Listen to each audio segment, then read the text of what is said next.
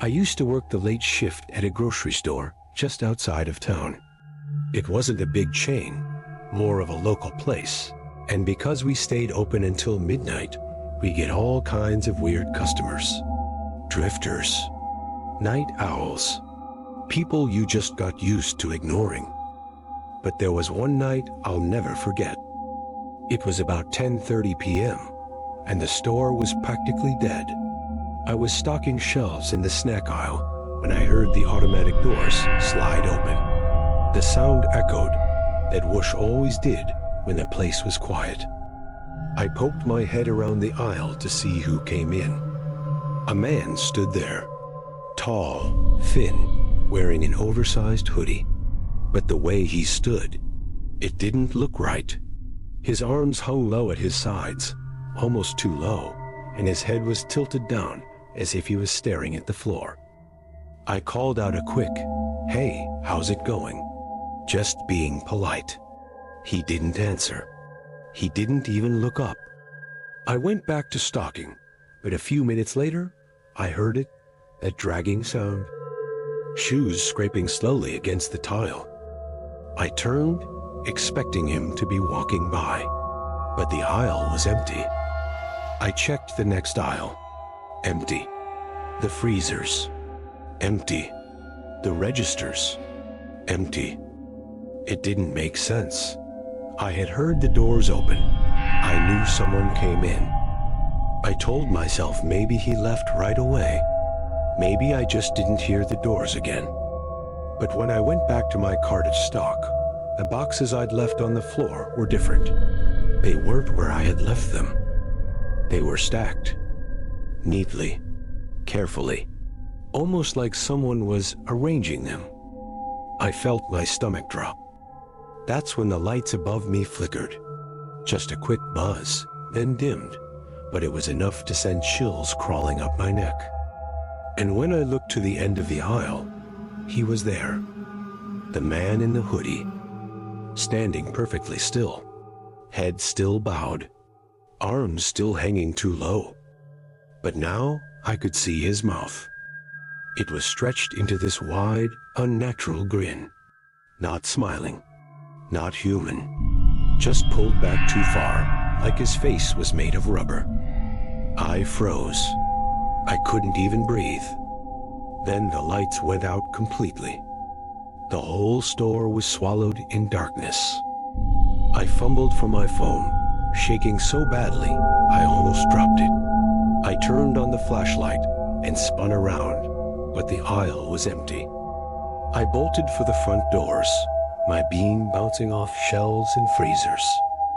But when I reached the doors, they wouldn't open. And in the reflection of the glass, I saw him. Right behind me. Not moving. Not breathing. Just standing there with that impossible grin, waiting. The lights flickered back on, and he was gone. I didn't wait. I sprinted out the employee exit and didn't stop running until I was in my car. The store manager swore the doors hadn't malfunctioned that night. The cameras? Glitched. No footage. Nothing to prove he was ever there. But I know what I saw. And sometimes, when I walk past that store at night, I catch a glimpse through the glass doors. Like he's still there, waiting for someone to notice. I've been the overnight security guard at Walmart for almost 5 years. The job's easy enough. You sit in a cramped little office, drink coffee that tastes like it was brewed during the Civil War, and watch grainy black and white feeds from 24 security cameras. It's not glamorous. Most nights, the only thing you see is dust drifting in the air, or the occasional insect crawling across the lens. Every once in a while, a motion sensor will go off. Usually it's something harmless. A raccoon squeezing into the garden section. A helium balloon breaking loose in the party aisle. Or, once, a teenager trying to camp out in the tent display overnight until his friends dared him to leave. But Tuesday night, that was different. The shift begins. It started quiet, as usual. The stock crew was still in the building when I clocked in at 10 p.m. The air smelled faintly like cardboard and cleaning chemicals. By 1:30 a.m., they had clocked out early, finished their work ahead of schedule, which meant I was alone in the building. Alone except for the hum of the EVIC and the faint, far-off buzzing of the lights in the frozen section. Around 2 a.m., I noticed something odd on camera 9, which covers the seasonal section. One of the lawn chairs had shifted position. I thought maybe I was imagining it, so I rewound the feed 30 seconds. On the playback, the chair didn't just move. It slid, slowly, like someone had grabbed it and dragged it a few feet. No one was in the shot. I told myself it was nothing. Maybe the floor was uneven. Maybe the wheels on the display had loosened. I went back to sipping my coffee. The first glimpse. At 2:47 a.m., camera 16 furniture tripped a motion sensor. The feed showed a man, tall, unnaturally thin, wearing a dark, outdated suit, the kind you'd see in photos from the 1920s. He was walking between the couches with his head tilted so far forward it looked wrong, like his neck couldn't support his skull. His arms hung loosely, swinging just a little with each step. I grabbed the radio and called out, thinking maybe a vendor had stayed behind. Silence. When I looked back at the feed, he was gone. I flipped through the cameras. Garden center, empty. Grocery, empty. Electronics, closer now. There he was. Camera 8, toys. He was standing perfectly still this time, facing the camera. That's when I realized something was wrong with his face. There was no face. No eyes, no mouth, no nose. Just a pale, featureless surface stretched tight over a skull-shaped head. The monitor flickered, static rolling across it for just a second. When the picture cleared, he was closer, right up to the lens, so close I could almost see pores in the skin where his eyes should be. I shoved my chair back so hard it hit the wall behind me. My heart was pounding in my ears. The sound. At 3:04 a.m., while I was still watching the monitors, I heard something from inside the store. Not footsteps, not voices. It was a tapping. Slow, deliberate. 3 taps. Pause. 3 taps. I scanned the cameras, trying to locate it. Every aisle was empty. Then the noise stopped and started again. This time from inside the walls. The office walls? I stood up, pressed my ear to the cold drywall. The tapping turned into scratching, like fingernails dragging down the inside of the wall.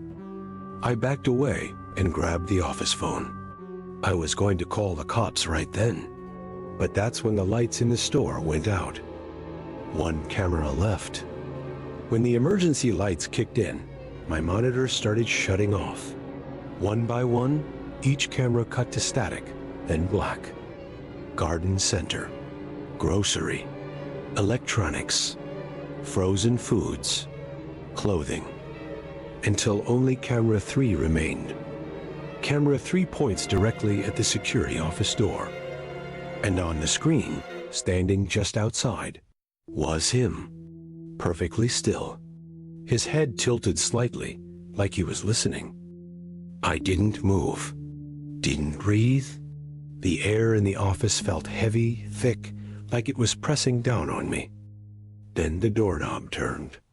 Slowly. That broke me. I grabbed my keys, bolted out the back emergency exit, and didn't stop running until I was in my car with the engine on. The aftermath. The police found nothing. No man in a suit. No signs of forced entry. The next morning, the day manager reviewed the footage. Every camera looked normal.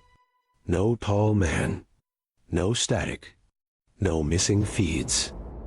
Except for one thing. In the recording from camera 3, right before it cuts out, you can see me in the office, leaning toward the monitor. And in the glass reflection of the office door, there's something standing behind me. It's tall, thin, wearing that same dark suit. And in the reflection, it's smiling.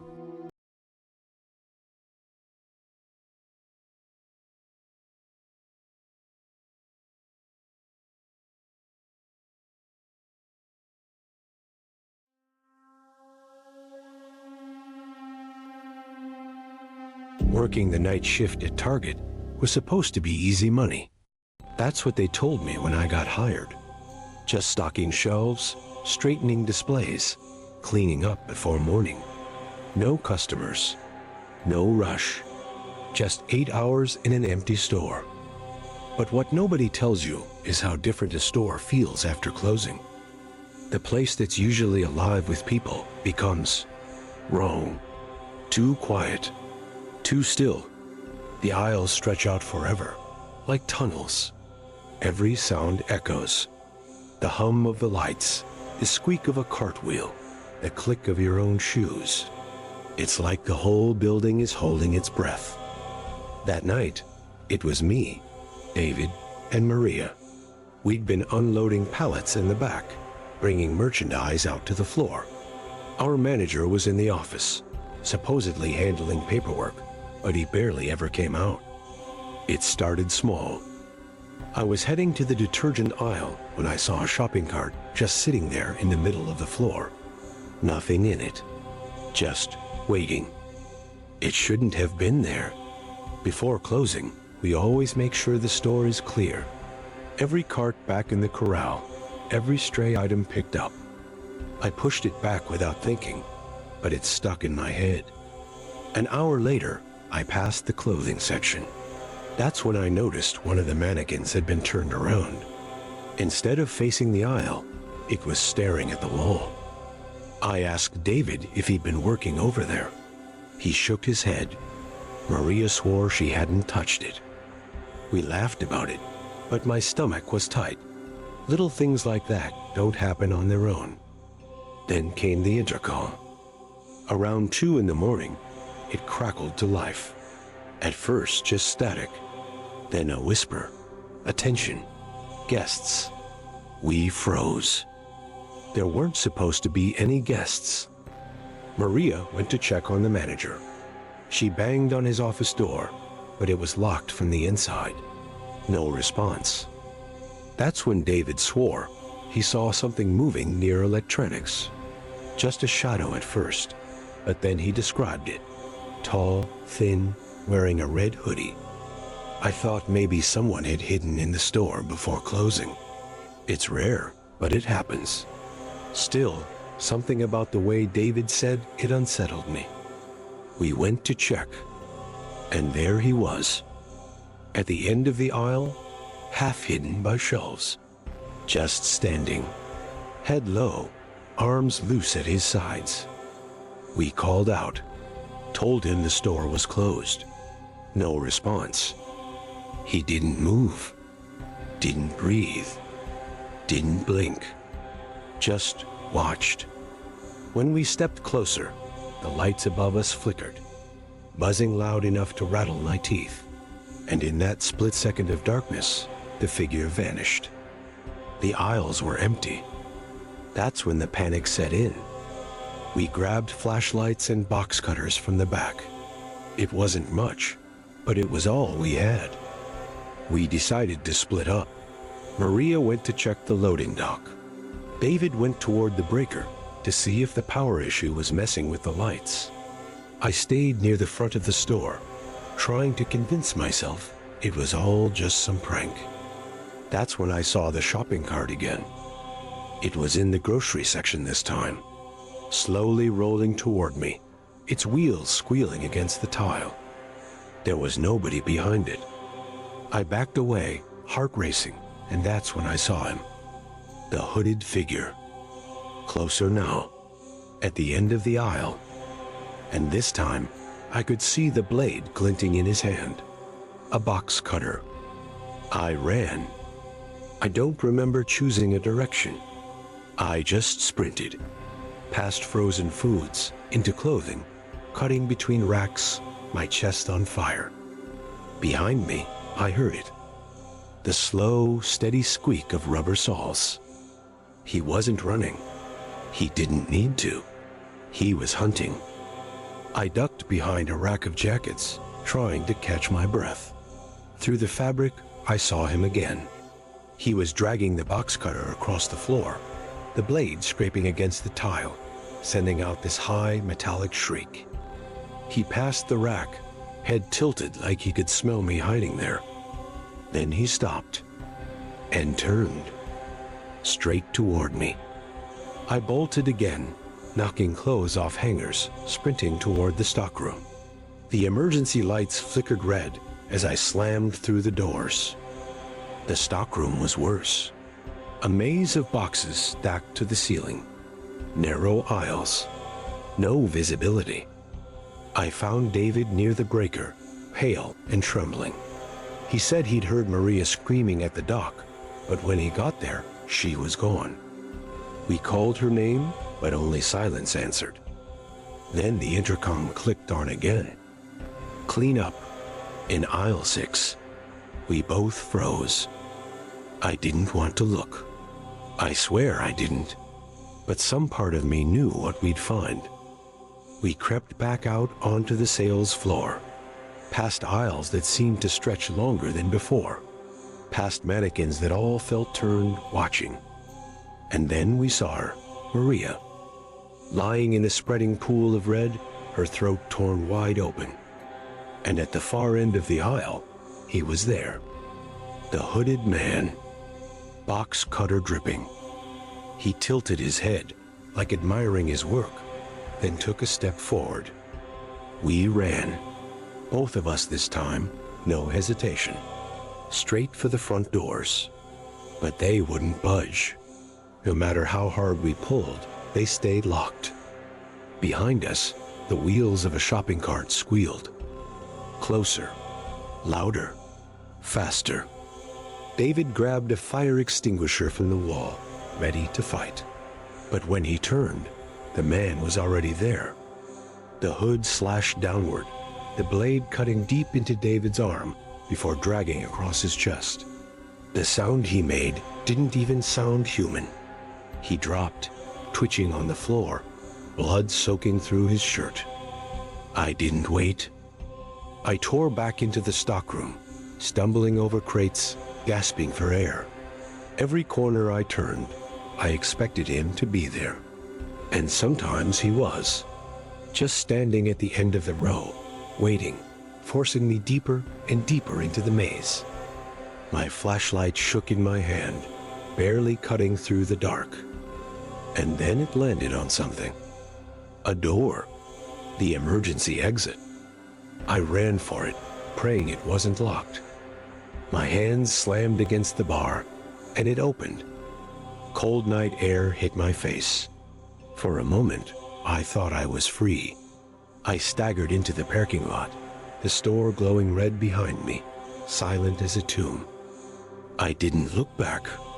I just ran to my car, fumbling with the keys, my vision blurred with tears. I got inside, locked the doors, started the engine, and sped out of the lot like the devil himself was on my heels. It wasn't until I hit the highway that I finally looked in the rearview mirror and froze. There, in the faint glow of my backseat, was a hooded figure, head tilted, box cutter in hand. And I swear to you, he was smiling.